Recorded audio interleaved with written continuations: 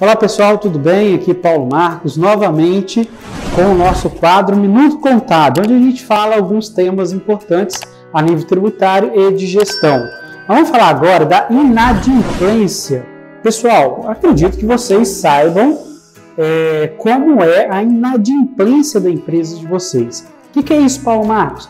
Você precisa faturar, você precisa vender, mas o mais importante, você precisa receber.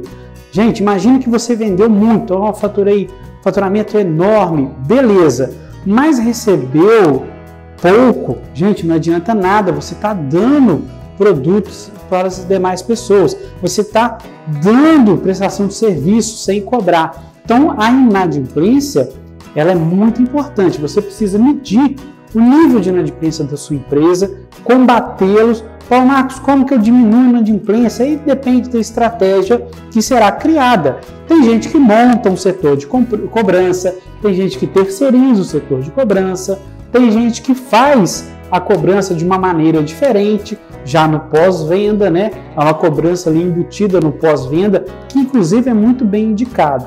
O que a gente precisa alinhar, e você precisa entender, é que não adianta só vender. A inadimplência ela pode atrapalhar o fluxo financeiro da sua empresa. Se isso estiver acontecendo, gente, para de vender um pouco, talvez faça um bom trabalho de saneamento desse recebimento, para diminuir essa inadimplência, e você vai ver que às vezes vendendo menos e combatendo a inadimplência, o seu resultado vai ser melhor. Então, fique atento com esse tema, que é um tema muito importante no gerenciamento financeiro da sua empresa. No Minuto Contábil, agora eu vou falar de capital de giro. É muito comum a gente pensar em capital de giro apenas quando a empresa está nascendo, quando você está constituindo um empreendimento. É interessante citar que o capital de giro, sim, ele é importante lá nos primórdios da empresa, quando a empresa nasce, dependendo da atividade, precisa comprar estoque, precisa investir em algum serviço, em algum produto para partir daí a empresa ter o seu faturamento, mas é muito comum também, a gente viu isso na pandemia, com a pandemia na verdade, que as empresas precisam ter um reserva, um capital reserva, que a gente chama de capital de giro. É aquele capital, é aquele dinheiro que vai dar sustentabilidade financeira para a empresa. Se alguma coisa der errado na operação da empresa, ou seja, se foi um mês de faturamento muito baixo, se foi um mês de inadimplência muito alta, o capital de giro, ou aquele fluxo de caixa, aquele capital reserva, é que vai segurar as pontas. Então, o capital de giro, aí o pessoal fala, precisa de capital de giro para X meses. Uns falam em 6 meses, outros em 2 meses, 12 meses, 1 ano. Gente, isso aí não tem nenhum livro que vai exatificar. Você, dependendo do tamanho do seu negócio, que tem que medir isso. O que não pode acontecer é você trabalhar sem alternativa de capital de giro. Tem gente que às vezes não tem o capital ali reservado no banco, mas tem crédito e consegue fazer esse capital de forma mais barata. E tem gente, muita gente faz isso através de recebimentos, Antecipa o cartão de crédito, por exemplo. Aí já tem um custo da própria antecipação. Enfim, existem várias formas para você fazer o capital de giro. Sugiro que você, através do fluxo financeiro, do controle financeiro, faça e controle a necessidade desse capital para que você não seja surpreendido. E agora nós vamos falar de comissão. É um tema interessantíssimo.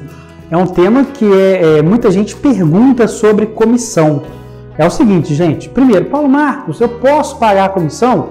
Não, lógico que pode, Qualquer empresa pode pagar a comissão.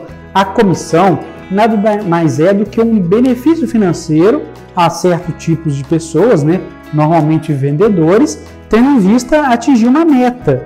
A questão é trabalhar bem essa meta, tá, gente? Essa meta tem que ser bem trabalhada. Eu costumo dizer o seguinte, não pode ser uma meta muito fácil, que todo mês aquela meta é batida facilmente, não pode ser uma meta muito difícil, lá nas alturas onde ninguém consegue bater aquela meta, ou só um dentre 10 consegue. Então tem que ter o bom senso dentro da definição da meta. Uma coisa importante é que a comissão, gente, penso eu, que ela tem que ser definida, essa meta tem que ser definida além do ponto de equilíbrio. Nós já falamos de ponto de equilíbrio aqui em outras vezes. Não adianta eu pagar a comissão se eu não estou nem atingindo o ponto de equilíbrio financeiro da empresa. Quer dizer que a empresa não está ganhando. Às vezes, nesse momento, apenas o funcionário, o vendedor está ganhando, mas a empresa não. Então, uma coisa importante, metas além do ponto de equilíbrio. Paulo Marcos, eu não sei o que é ponto de equilíbrio. Aí é outro problema que temos que resolver. Mas para falar de comissão, é importante citar também que a comissão, naturalmente, deve integrar a folha de pagamento, Existe aí na convenção as condições de cada segmento para comissionar funcionários. Gente, o importante comissão é naturalmente algo que ajuda a empresa a atingir metas maiores. Qualquer dúvida sobre isso, sobre qualquer tema, fale conosco e estamos à disposição aqui na PMR para lhes atender. Forte abraço!